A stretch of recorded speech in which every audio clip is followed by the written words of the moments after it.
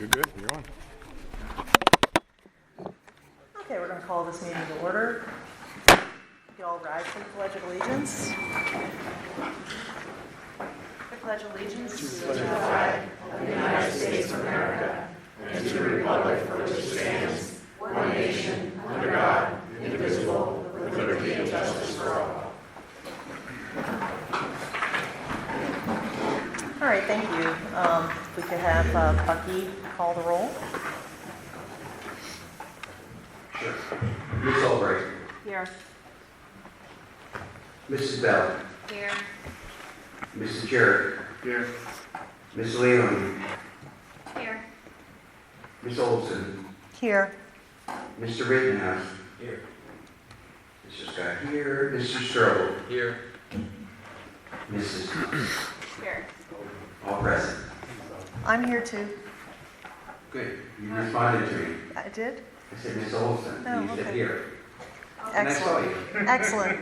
So It was Beverly going. the thing that I was distracted by is that I know if you were here at the last meeting, we tried to use this item to take video and audio of our meeting.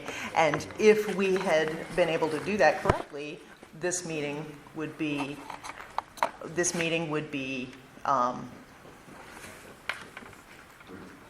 happening like on the internet today, and so it went spectacularly badly, and so we did some things to change it, and so we're going to do another test run today, and I'm distracted because I seem to be screwing it up yet again. So hopefully we'll have the kinks worked out and be able to have that available on the website contemporaneously with the next meeting at the beginning of November. So I'm sorry, I was distracted by that.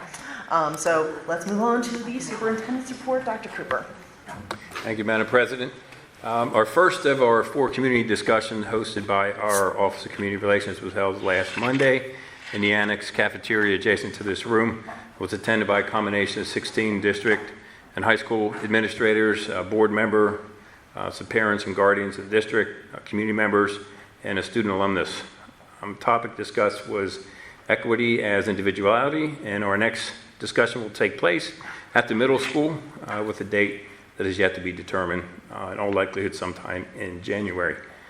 Looking forward to a safe trick-or-treat night at the high school. It's for our young learners this Thursday, the 27th at 5:30. Where our primary center, intermediate center students come to the high school building and have the opportunity to engage in some trick-or-treat. And next Saturday, I'll be attending the Cavalcade of Bands competition hosted at Governor Mifflin High School. The band has a series of 3 competitions. There was one this past week at Wilson, one coming up this weekend at Phoenixville, and then the one at Governor Mifflin, and which is their typical fall season competitions, and it's always exciting to go out and see the bands perform, in particular our Blazer Marching Band. And that concludes my report. Thank you, Dr. Cooper. I will also be at the Governor Mifflin performance. It's actually the closest one that happens here. It's a little cold, but they serve good hot chocolate. So I believe that our kids will be performing sometime in between 5 and 7 during that group of kids. So procedures for public participation. Prepared statements that are to be read to the board should have a copy presented to the board president prior to their being addressed. Comments on agenda items can be made by rising and approaching the microphone, stating your name and address, signing on the sheet provided. You'll be granted up to 3 minutes to address the board. Your 3-minute time limit will start when you begin to speak. When 3 minutes are over, you'll be asked to be seated. Any item that is not on the agenda, as well as agenda items acted upon, comments can be made at the designated section at the end of the agenda. Having said that, do we have any presentations by the public on agenda items? Seeing none, moving on to, we do not have any agenda edits, and there will be an executive session after tonight's meeting. We had one last week, too. Oh, yeah, that's right. There will be an executive session after tonight's meeting to discuss negotiations. And there was an executive session on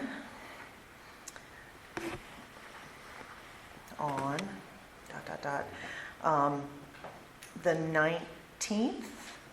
Yeah, on October 19th, to discuss personnel. So consent items, 3A, 1 through 8. Do I have a motion for those? I have a second. Second. Any comments, questions, concerns before we vote? Okay, moving on to a vote. Yeah, that's the word. Mrs. Albright. Yes. Mrs. Bell. Yes. Mr. Jarrett. Yes. Mrs. Leone. Yes. Mrs. Olson. Yes. Mr. Rittenhouse. Yes. Mr. Scott, yes. Mr. Strobel. Yes. Mrs. Thompson. Yes. Okay, thank you. So one thing I wanted to do, take a minute to do right now is the clock that the board is donating to the school is back here, and I'm not going to be able to pick it up.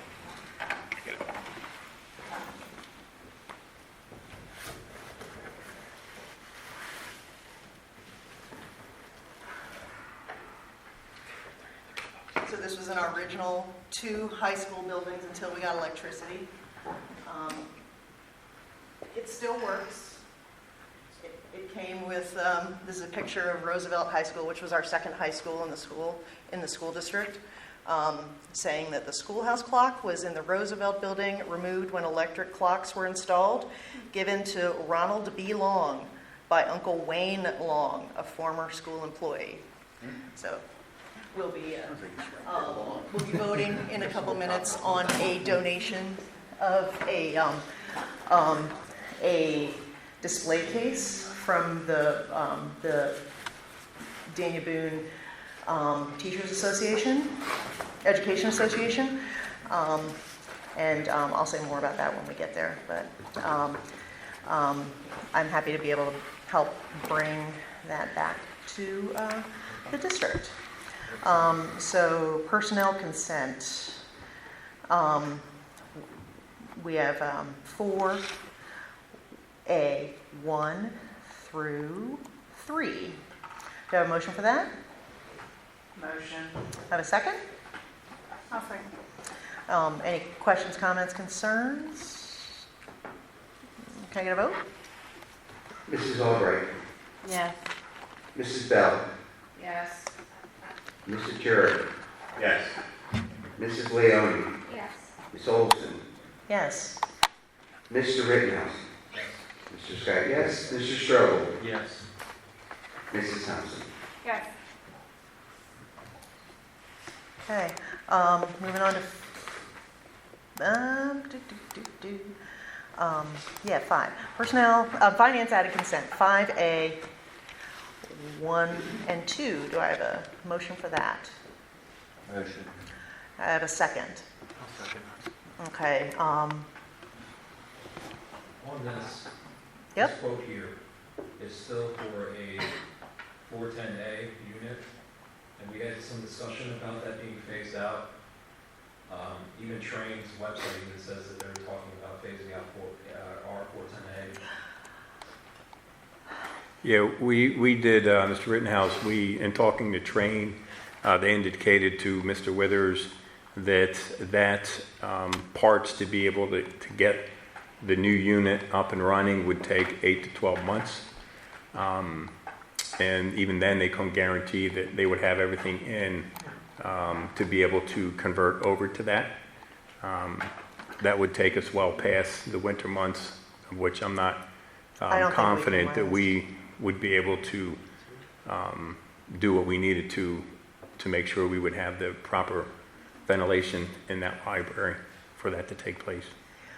the other thing that I missed, and we can, Jay can correct me if I'm wrong on this. I thought he had said that we would not need a whole new unit when it was time for us to switch coolant, that we could do it with a retrofit of just the tubing that carries the coolant. I'm not sure if that's the case, then. That was what Dr. Cooper said was the biggest concern, is that we don't think we can make it through winter. Right. But the retrofit is going to be an option. Okay. Yeah, when the time comes. So just to make clear that we'll probably have to retrofit the unit in a few years. Yeah, I'm aware. Yeah. Any other comments, concerns before we vote? No, thank you. Yeah. Anyone else? Can I get a roll call vote? Mrs. Albright, Yes. Mrs. Bell, Yes. Mr. Jarrett, Yes. Mrs. Leoni, Yes. Ms. Olson, Yes. Mr. Rittenhouse, Yes. Mr. Scott, yes, Mr. Strobel, Yes. and Mrs. Thompson. Yes.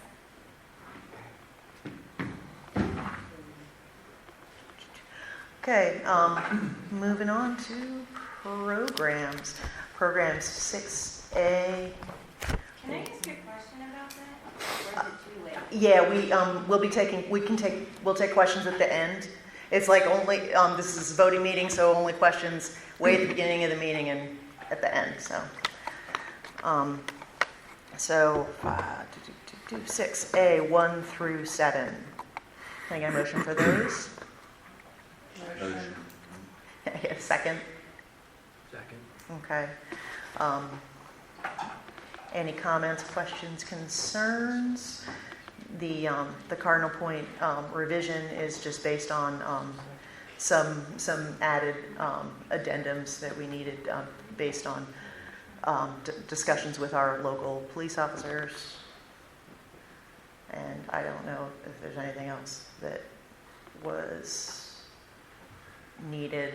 And we did discuss the Act 57 resolution today. It is required by law. If you could give the rest of the board the cliff notes on that 57, what that resolution is for. That resolution was adopted this year to cover the issue with new taxpayers, people that have just bought a house or are familiar with the taxing policies. They don't receive a bill in the first year. So what happens is that we've had several complaints in this area throughout the state. Is they don't receive a bill, they're not aware they were supposed to be receiving a bill, then they get fined or they get the penalties and the late charges on top of that.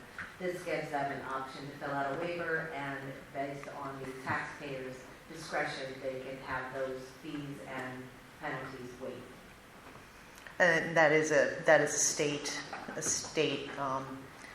statute from this year, or last year, I should say, yeah. Yes, it's supposed to be effective October 11th, Okay, and then we just had to make sure we had it We all had our done resolution. by the January. 6, I think. Yeah. Yes. okay. Any comments, questions, concerns on anything under programs added? Can I get a vote? Mrs. Albright, Yes. Mrs. Bell, Yes. Mr. Jarrett, Yes. Mrs. Leoni, Yes. Ms. Olson, Yes. Mr. Rittenhouse, Yes. Mr. Scott, yes, Mr. Strobel, Yes. and Mrs. Thompson. Yes. Thanks. And under number 5 for that, the Danny Boone Area Education Association is making a donation of the display case for the clock. I am so grateful that you guys are willing to do that. We've got a couple of folks from the association that are here tonight. I really do appreciate it. Ms. Rickner especially. I got a thumbs up from the back of the room. So personnel added consent. We got 7A, 1 through 3. Do we have any comments, questions, concerns? Oh, yeah, we could do 1 and 2, and then do 3 alone. How about if we do that? Can I get a motion for 7A, 1 and 2, inclusive? Move. And can I get a second? Second. Okay. Comments, questions, concerns on that? Can I get a vote? Mrs. Albright. Yes. Mrs. Bell. Yes. Mr. Jarrett. Yes. Mrs. Leone. Yes. Miss Olson. Yes. Mr. Rittenhouse. Yes. Mr. Scott, yes. Mr. Strobel. Yes. And Mrs. Thompson. Yes, and then Saturday again, Mrs. Biella. Yeah. Yeah. All right, so last item under 7A3. Can I get a motion for that? Make it. Can I get a second? I'll second. Okay, comments, questions, concern from the board? Can I get a vote? Mrs. Albright. No. Mrs. Bell. No. Mr. Jarrett. Yes. Mrs. Leone. No. Miss Olson. Yes. Mr. Rittenhouse. Yes. Mr. Scott, yes. Mr. Strobel. Yes. Mrs. Thompson. Yes. Okay. Motion passes 6-3. 6-3. Okay. And moving on to old business. 8A1. Did I just get a motion for that? Mr. Strobel, and can I get a second? Second. Ms. Bell. It's just for the committee of the whole minutes. Any comments, questions, concerns? Can I get a vote? Sure. Mrs. Albright. Yes. Mrs. Bell. Yes. Mr. Jarrett. Yes. Mrs. Leone. Yes. Miss Olson. Yes. Mr. Rittenhouse. Yes. Mr. Scott, yes. Mr. Strobel. Yes. And Mrs. Thompson. Yes. Okay, we have nothing under new business, so, Julia, can I bring something up? yeah. It's, so, for the snow contract, when will that was in the RFP, so I was just wondering when that will be discussed. Yeah, we should be ready to present where we are with the decision to be made at the facilities meeting at the beginning of next month. I asked that question today. So that's what, the 8th? Yeah. That'll Yeah, be in- yeah, so beginning of November, right? Jeez, end of November. Did you say end? No, Voting meeting. Oh, I thought you said. that's when the voting meeting is, but I understand your concern. She's wondering if we'll be able to make that decision before the first because snow. that's kind of late. Yeah, I agree. We'll have it prepared for the facilities on the 7th. If we do need to have a special voting meeting that evening, coming out of facilities, we can go through that process. The board would have to agree to do a special voting meeting to bring that out at that time. Okay, thank But you. yeah, I get your point, yeah. Anything else before we move on to presentations by the public? Okay, presentations by the public on issues. For this stuff, are you guys having another meeting afterwards, or is this like public comments? Oh, we're ready for public comments. We're done. Yeah, so we do have an executive session after this is over, but we were talking about the facilities meeting that is going to be in November. There might be a special voting meeting after that meeting for snow removal, so we can settle our snow removal issues before we actually have snow. But that's not tonight. Okay. Anyone like to speak?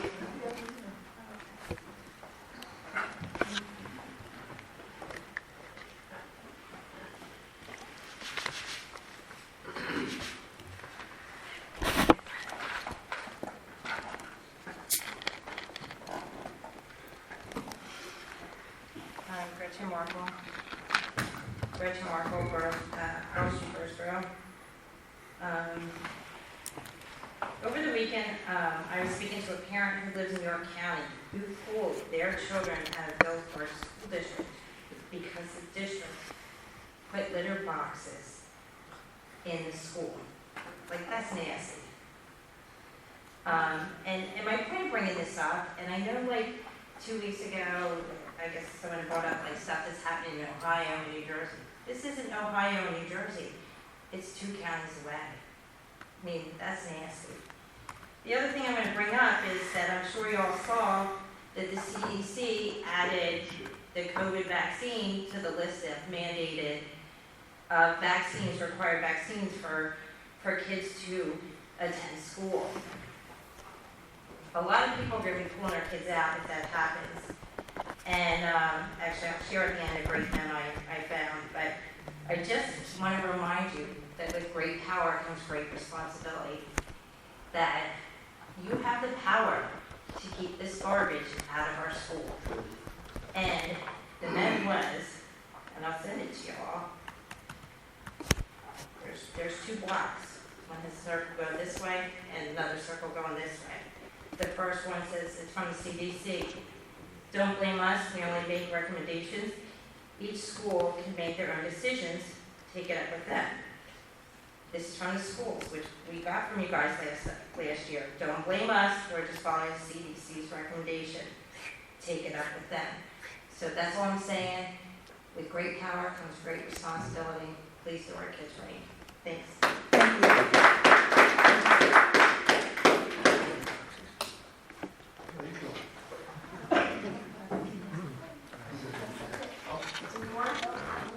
I'll repeat it. I'll repeat it.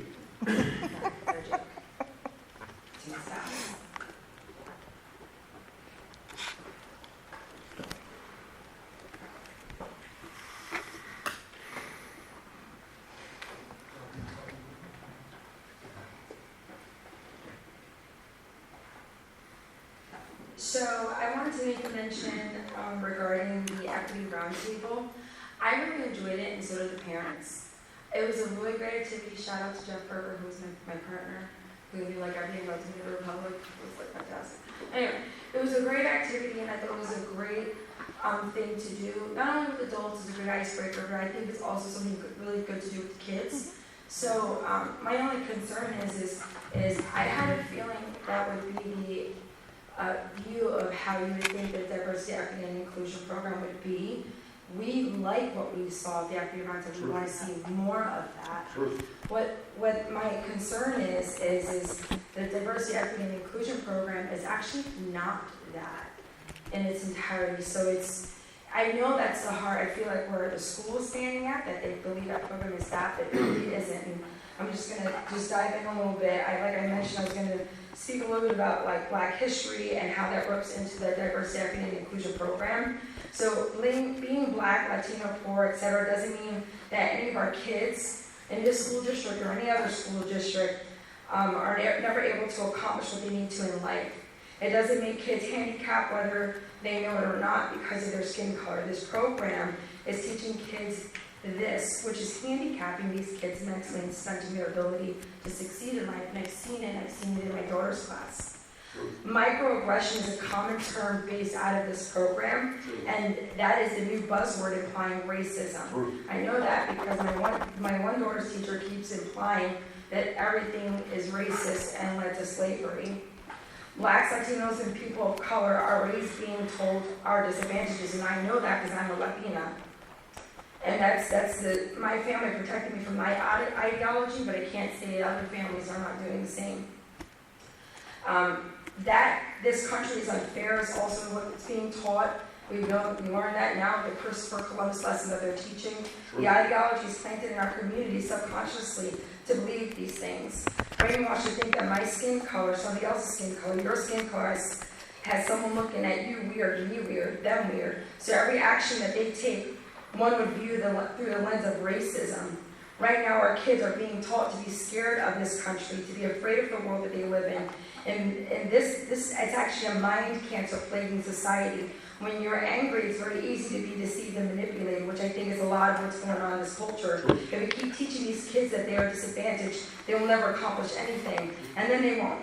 Like, it will be indefinite. It'll keep perpetuating this ideological cancer that keeps spreading. It is basically a self-fulfilling prophecy. Messages everywhere, especially social media, push this ideology now being pushed in schools. Today, kids have celebrity social media personalities and now teachers pushing victimhood. Victimhood equates to a reward. The greater the victim, the bigger the prize. If these kids find themselves as victims, it's absolutely critical that they learn not only how they get up, but how to stand taller. That's the goal. That's what my parents taught me. History. I'm sorry. Oh, I'm I sorry. do have a question though, yeah. to go on that. I'd love to know what was the main difference between I want to know what you saw that you liked so That much was that is perfect. different than Yes. Tell me what the difference is. So the difference was, and what was so great about what Rob Flowers did, was he wasn't leaning on what makes you different. He leaned more on what makes us the same, which they can have two separate impacts. And what I've seen with my daughter is how disadvantaged people are, where Rob Flowers did in that Equity Roundtable was emphasizing how much we're alike. And that's what these kids need So to see. was that a difference from what he's done before? Yes. Okay, that's what I wanted to know. Yeah.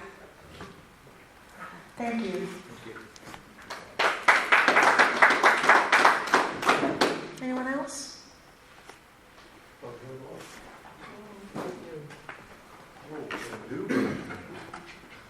Michelle Cheney.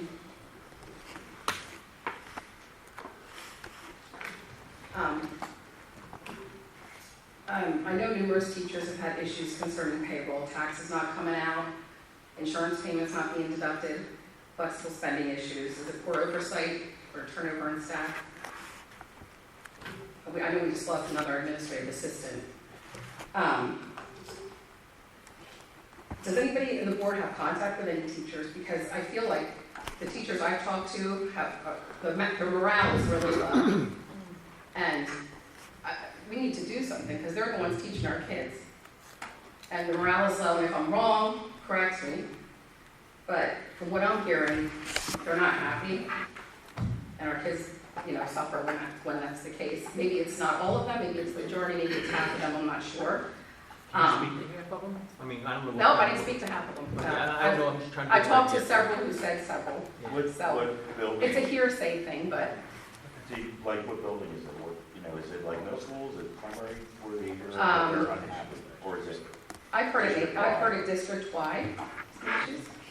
But I don't know them all, but the board's the one that would have more contact with the teacher than I would.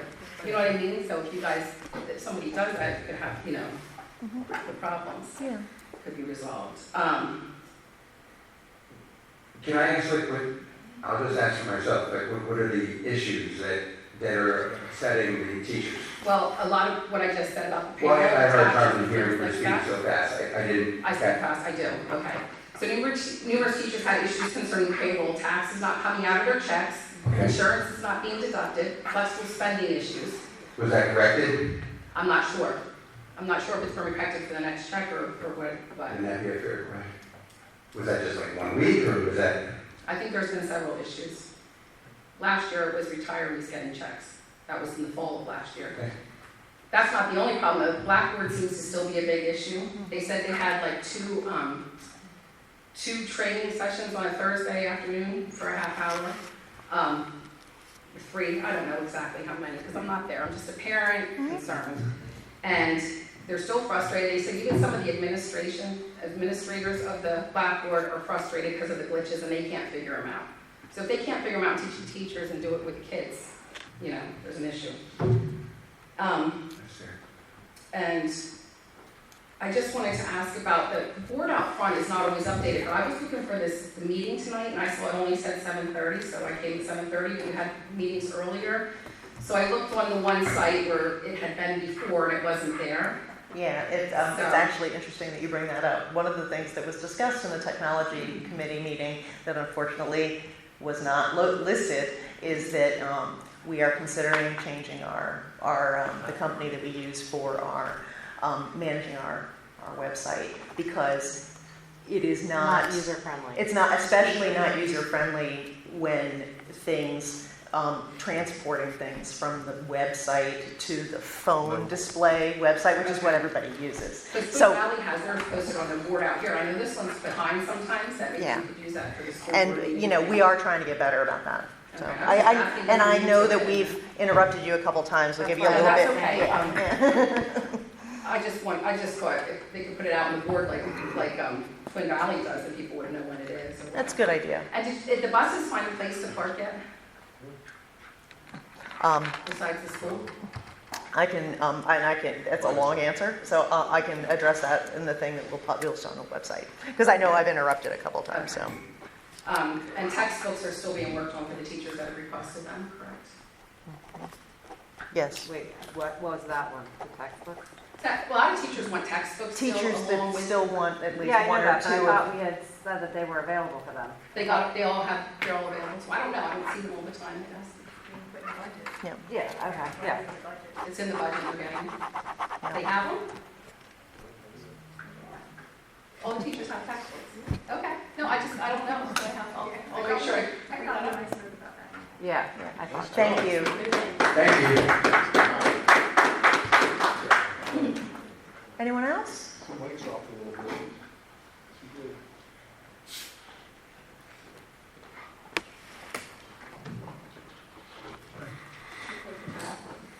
Oh, I did? I don't know. She's so. Some people blow it, some people blow it, some people kick it, some people fake it. Or are we down a pen? Okay, that's fine. Bob Marble, Birdsboro. I just want to stress the importance of the board coming out before the state comes out, because the state will come out, because of the authoritarian we have in the governor's seat right now. The importance of the board coming out before that time, saying they will not force vaccines on the kids because the CDC is recommending it. CDC only recommends things not because of science, because they're a political organization. They are authoritarians, and they just want to control people. And since we have Wolf in the governor's seat right now, and he's an authoritarian, he will, just like he locked down the state, just like he masked up kids for no reason, he will come out and say, well, we gotta get the kids vaccinated in the schools. This needs to be addressed before that happens by the school board. I think that's very important. Look forward to your answer in the webpage. Thank you. Thank you. Thank you. Oh. Thank you.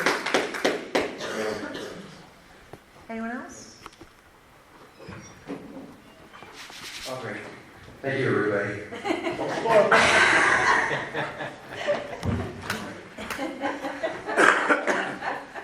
I'm sorry, wrap up the meeting. That's okay. Jimmy, Amity, hello everyone, how are you doing this evening? Awesome. Let's see what I want to talk about. There's a couple things.